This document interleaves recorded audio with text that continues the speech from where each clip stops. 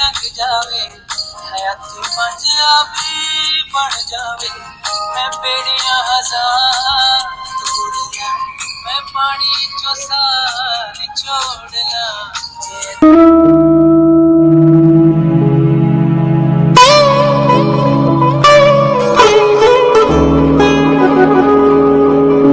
لسی والے گلاس جو ہوتے تھے یہ 1800 کا ایک گلاس ہے، انہوں نے ایکسٹرا اس کے اوپر کام کیا ہے۔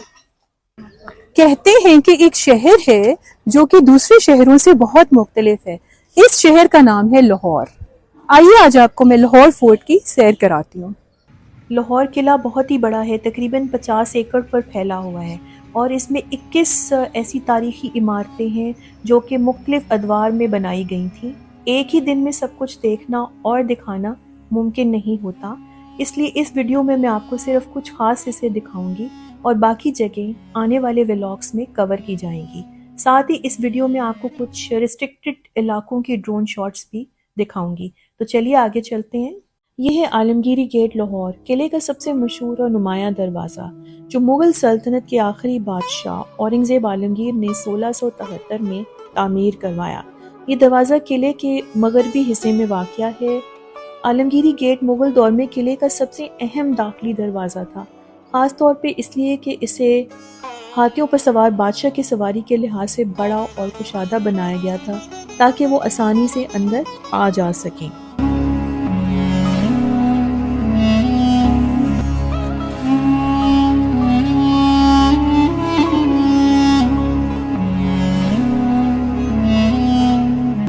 اس کے بالکل اپوزٹ میں حضوری باغ ہے، بادشاہی مسجد ہے اور بارہ دری موجود ہے۔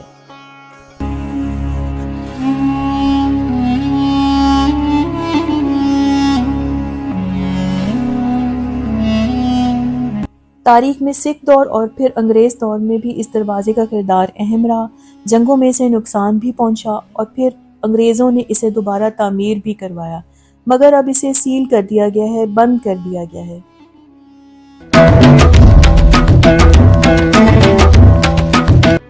چار دروازے انگریزوں نے اور 3 دروازے مغلوں نے تعمیر کیے تھے۔ جس دروازے سے ابھی ہم اندر جائیں گے یہ انگریزوں نے تعمیر کیا تھا، اور اس زمانے میں اس کو چیک پوسٹ کے طور پر استعمال کیا جاتا تھا۔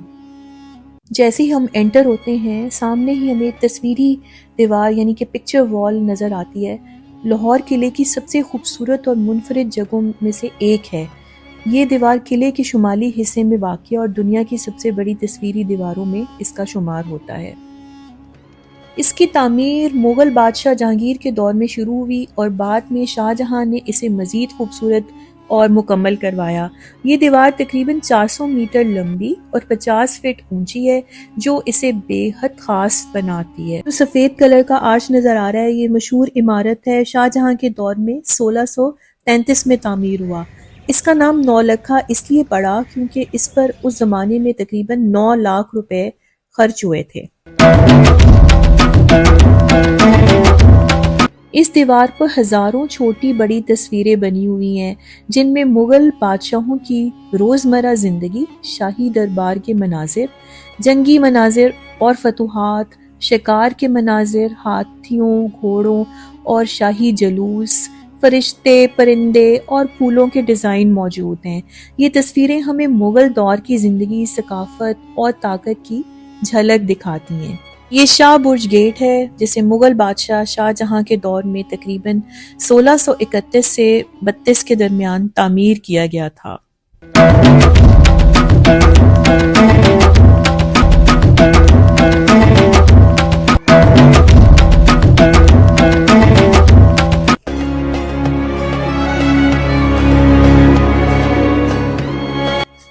اس دروازے سے مغل افواج آیا جایا کرتی تھیں، ہاتھیوں پہ سوار، گھوڑوں پہ سوار ہو کے۔ یہ ایک ایمرجنسی ایگزٹ ہے جو کہ مغلیہ دور میں کسی بھی قسم کی ایمرجنسی نافذ ہونے کی صورت میں آپ یہاں سے باہر نکل سکتے تھے۔ اس وقت اس کو انہوں نے بند کیا ہوا ہے۔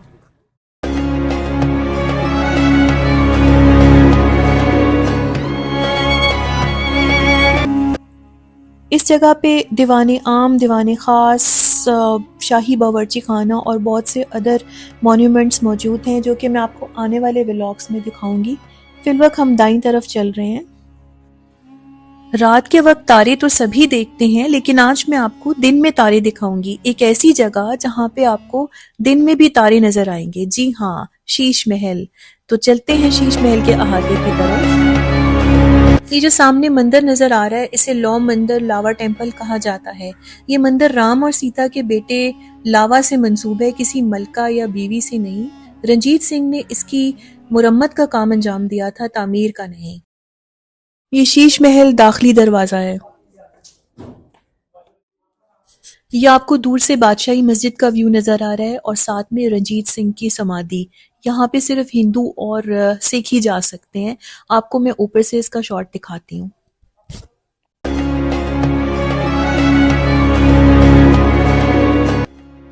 دروازے سے داخل ہوتے ہیں تو سامنے مہاراجہ رنجیت سنگھ کی کابینہ نظر آتی ہے، جو تاریخی لحاظ سے ایک بہت اہم جگہ ہے. اسے مہاراجہ رنجیت سنگھ کے انتظامی اور شاہی استعمال کے لیے رکھا گیا.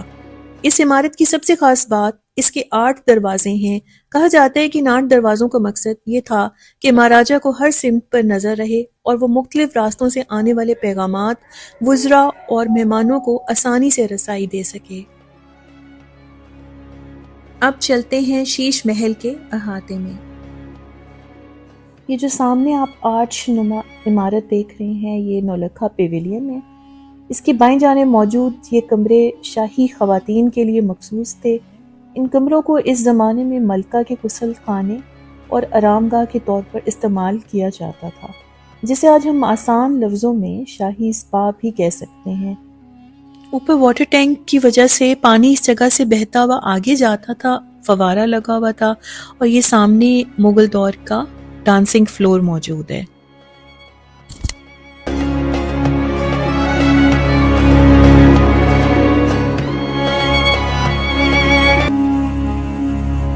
اب آتے ہیں نولکھا پیویلین کی طرف. مغل بادشاہ شاہ جہاں نے 1633 میں تعمیر کروایا. اسے بنانے کا مقصد صرف ایک عمارت کھڑی کرنا نہیں تھا، بلکہ یہ جگہ شاہی آرام، پرائیویٹ میٹنگز اور خاص مہمانوں کے لیے بنائی گئی تھی. شاہ جہاں فن، خوبصورتی اور نفاست کا بہت شوقین تھا.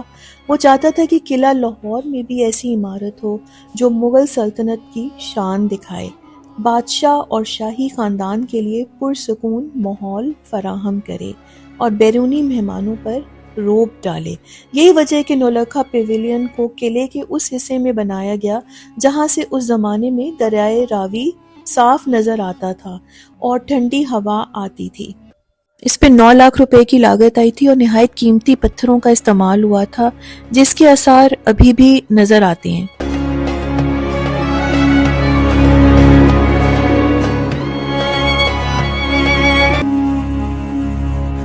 یہ شاندار عمارت جسے ہم شیش محل کے نام سے جانتے ہیں، لاہور قلعے کا سب سے خوبصورت اور دلکش حصہ سمجھی جاتی ہے.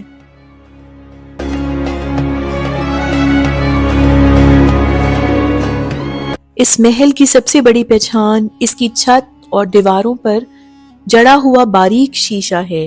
ہزاروں چھوٹے چھوٹے آئینے اس طرح لگائے گئے ہیں کہ جب رات کے وقت ایک دیا یا چراغ جلایا جاتا تھا تو پورا محل ستاروں کی طرح چمک اٹھتا تھا.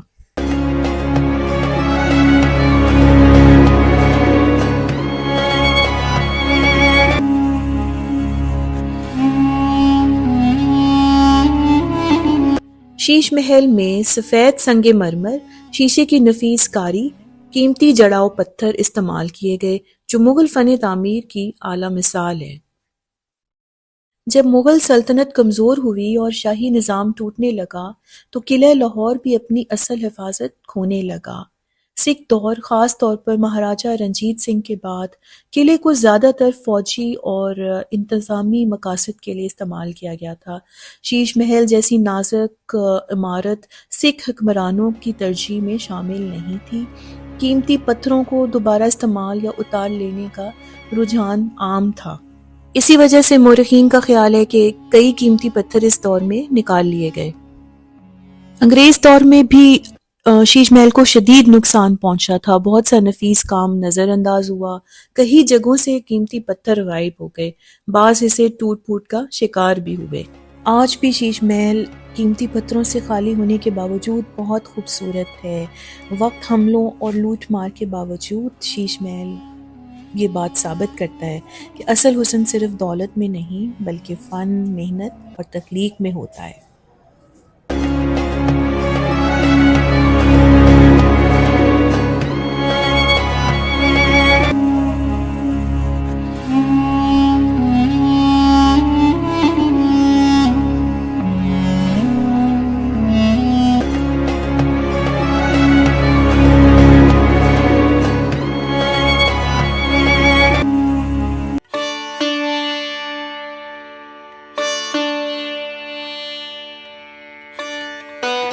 بہت کم لوگوں کو معلوم ہے کہ دریائے راوی لاہور قلعے کے ساتھ ساتھ بہتا تھا.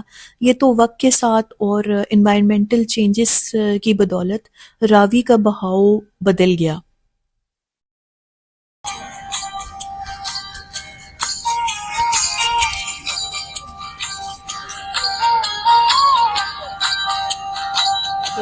کدی راوی لنگ جاوے حیات پنجابی بن جاوے میں بیڑیاں ہزار توڑیاں میں پانی چو ساری چھوڑنا جے تو کدی راوی لنگ جاوے.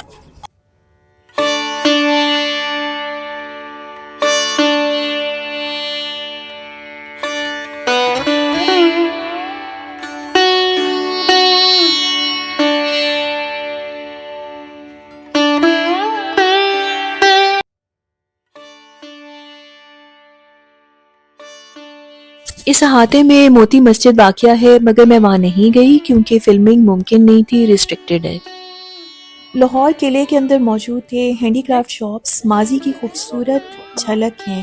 یہاں رکھی ہوئی زیادہ تر چیزیں ہاتھ سے ہی بنی ہوئی ہیں جن میں کچھ اشیاء پارٹیشن سے پہلے کی بھی بتائی جاتی ہیں. ان دکانوں میں سب سے خاص چیزیں تانبے کے برتن اور گلاس ہیں. ماضی میں لوگ تانبے کے گلاس میں لسی اور پانی پیا کرتے تھے کیونکہ تانبا صحت کے لیے فائدہ مند سمجھا جاتا تھا اور اسے جسم کے لیے اچھا کوئی مانا رنگز جاتا وغیرہ ہیں جو کہ بڑی نایاب قسم کی ہوں؟ ہماری ساتھ کی ہوتی ہے جو اس کا ریلی اس کا سارا ہینڈی کرافٹ اچھا چلیں دیکھ لیتے ہیں. ہے. یہاں سے آپ کو خریدنا چاہیے.